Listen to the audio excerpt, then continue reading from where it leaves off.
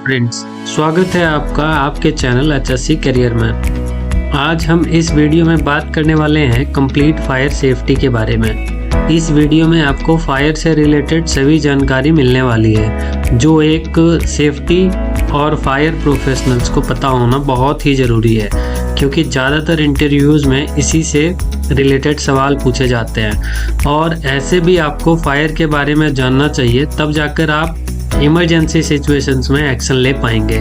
तो चलिए स्टार्ट करते हैं। सबसे पहले हम जानने वाले हैं कि फायर क्या होता है, फिर उसके बाद हम जानेंगे फायर के एलिमेंट्स के बारे में, फिर उसके बाद हम जानने वाले हैं कि फायर ट्रायंगल क्या होता है, फिर उसके बाद हम जानने वाले हैं कि फायर टेट्राहाइड्रन क्या होता है, फिर हम उसके बाद जानने वाले हैं क्लासेस ऑफ फायर के बारे में, यानी कि क्लासिफिकेशन ऑफ फायर क्या होता है।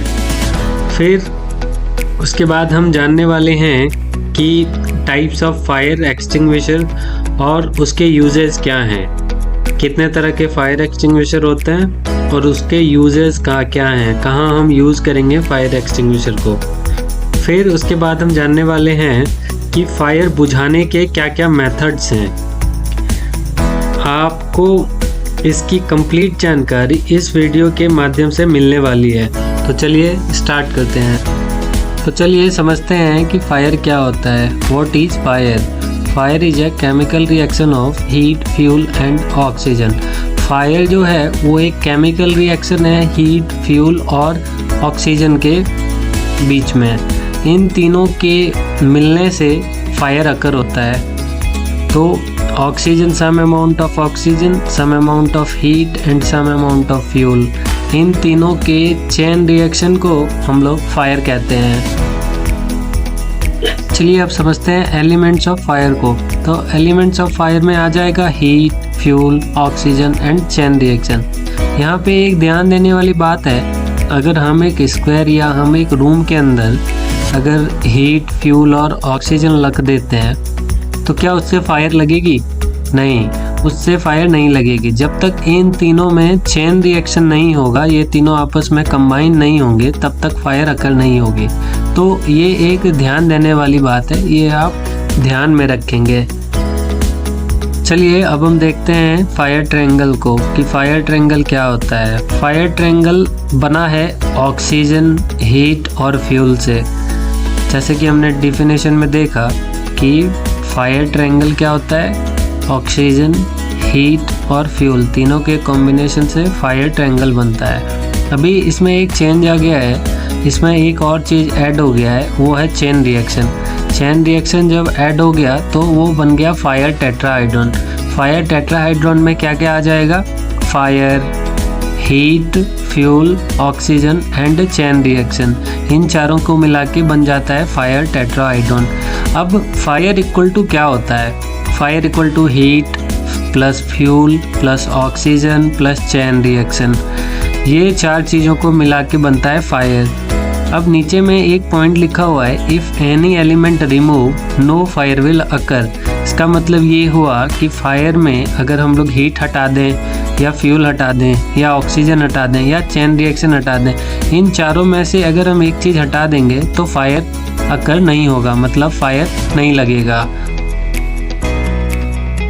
यहाँ तक हमने समझ लिया कि फायर क्या होता है, एलिमेंट्स ऑफ फायर क्या होता है, हमने समझ लिया फायर ट्रायंगल क्या होता है, फायर टेट्राहाइड्रॉन क्या होता है। अब हम देखते हैं क्लासिफिकेशन ऑफ फायर, कितने तरह के क्लासिफिकेशन ऑफ फायर हैं।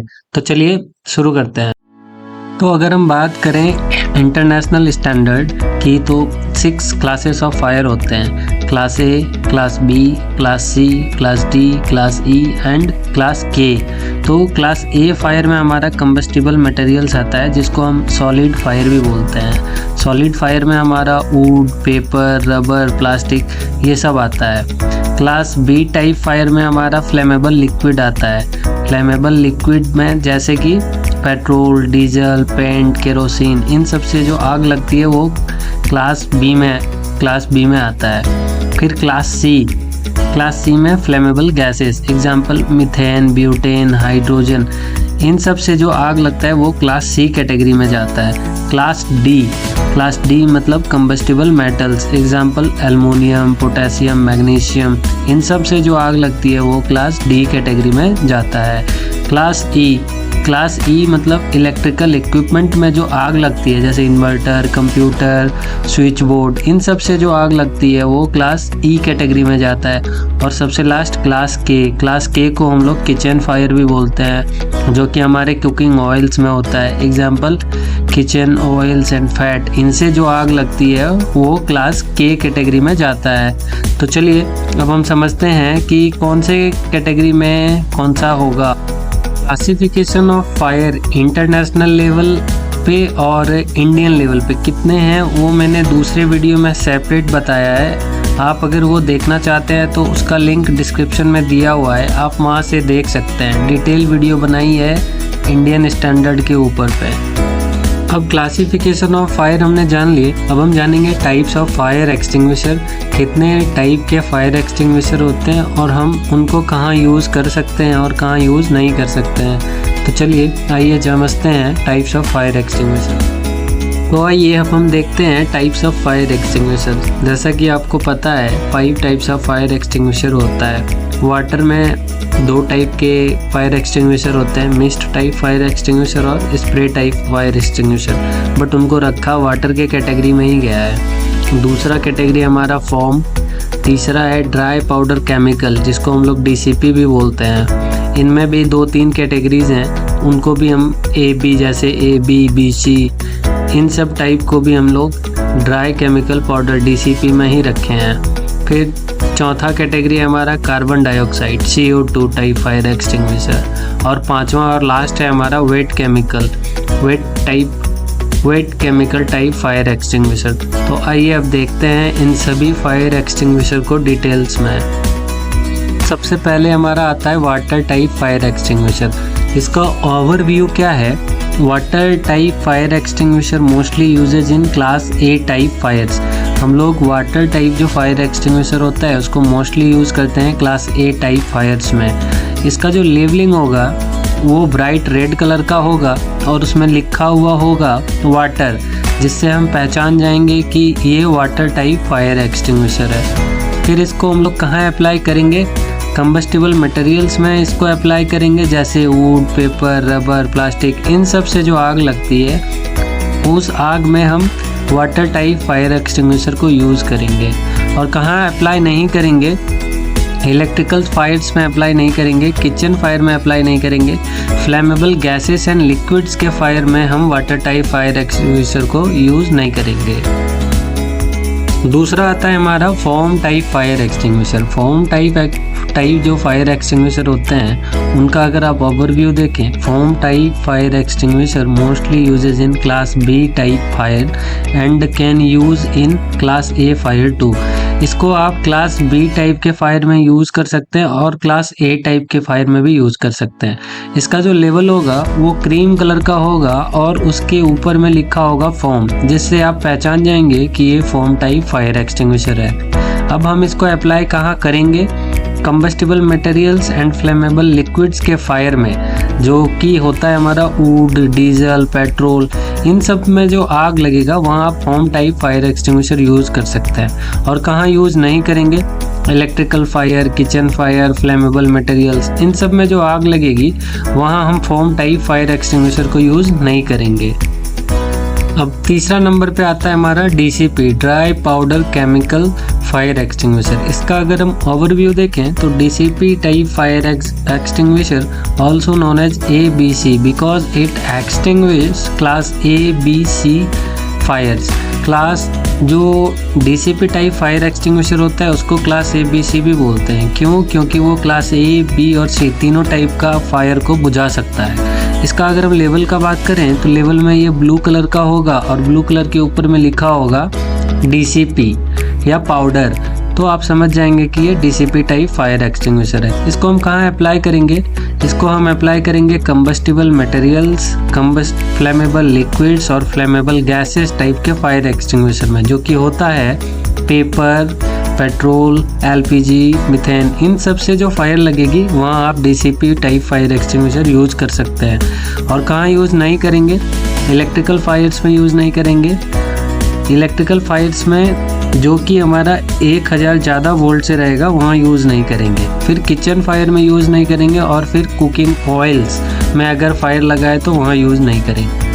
फिर आता है CO2 type fire extinguisher. CO2 means carbon dioxide. Carbon dioxide का ओवरव्यू की अगर हम बात करें तो CO2 type fire extinguisher used in electrical Fyers.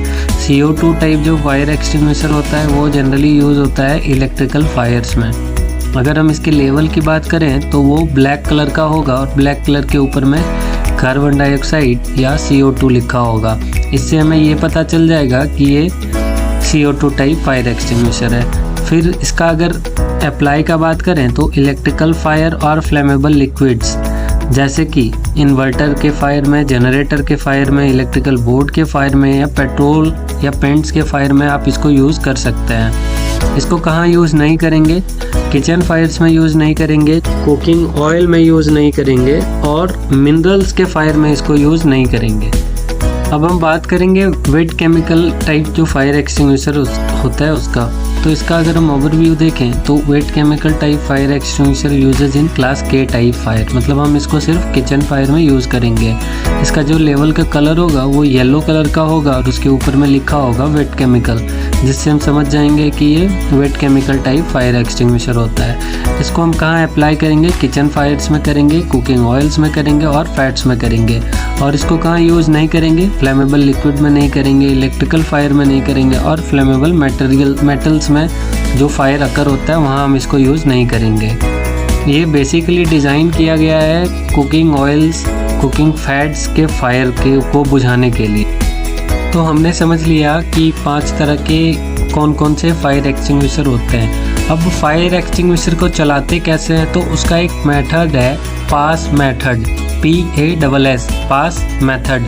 उसका डिस्क्रिप्शन मैंने नीचे डाल दिया है, तो वहाँ से आप पास मेथड क्या होता है वो जान सकते हैं। तो चलिए अब हम आगे चलते हैं। तो चलिए अब देखते हैं फायर एक्सटिंग्विशमेंट मेथड्स क्या क्या हैं। तो there are 4 types of fire extinguishment methods, जिसमें पहला आता है कूलिंग, दूसरा आता है स्टारवेशन, तीसरा आता है स्मूदरिंग, और चौथा आता है चेन ब्रेकिंग रिएक्शन।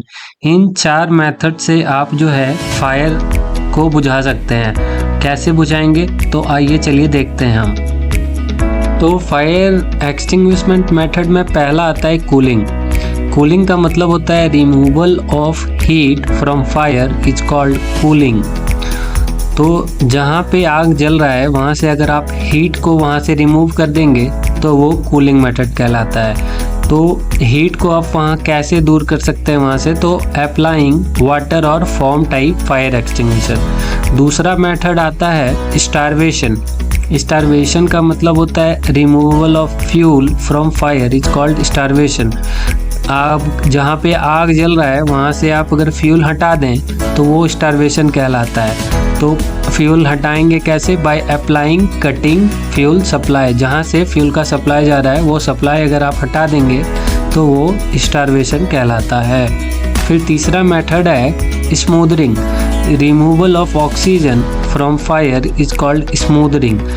जहाँ आग जल रहा है वहाँ से अगर आप ऑक्सीजन हटा देंगे तो कैसे हटाएंगे ऑक्सीजन? बाय अप्लाइंग CO2 और DCP टाइप फायर एक्सटिंग्विशर। जहाँ पे आग जल रहा है वहाँ पे अगर आप CO2 टाइप फायर एक्सटिंग्विशर या DCP type fire extinguisher use करते हैं तो वहाँ से ऑक्सीजन ख़त्म हो जाता है। इस मेथड को हम स्मूदरिंग मेथड कहते हैं। और फिर लास्ट आता है chain breaking reaction. Chain breaking reaction का मतलब होता है ब्रेक दी कंटिन्यूअस चेन। जहाँ से आग फैल रहा है आगे ना फैले उसके लिए आपने जो प्रबंध किया है उसको कहते हैं chain breaking reaction by using DCP type fire extinguisher and fire blanketing. इसको आप रोक सकते हैं कैसे? DCP टाइप फायर एक्सटिंग्विशर का यूज़ करके और फायर ब्लैंकेटिंग का यूज़ करके। इससे क्या होगा? आपका फायर ब्रेक हो जाएगा और आगे आग नहीं लगेगा। इस मेथड को हम लोग बोलते हैं चेन ब्रेकिंग रिएक्शन।